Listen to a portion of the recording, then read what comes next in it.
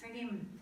El passat dia 15 de juny es va començar el nou mandat de 4 anys al nostre Ajuntament.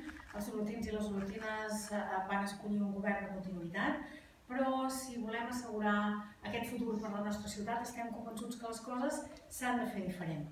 En el discurs de presa de possessió del senyor Berga ens va agradar que sortissin paraules com diàleg, com acord, com col·laboració, entre altres. Però ara toca passar d'aquestes paraules a una acció ferma, perquè si no això quedarà com un buit o com una retòrica. Durant els 4 darrers anys que ja vaig estar en aquest ple,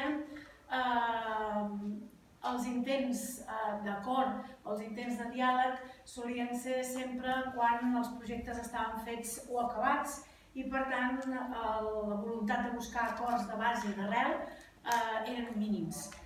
Evidentment, aquests precedents no fan que tinguem massa il·lusió, tinguem massa confiança en aquest canvi de manera de fer. Per això estem a l'expectativa i tornem a fer arribar al senyor Berga la nostra mà estesa per treballar, per parlar, per acordar tot el que calgui per millorar la nostra ciutat.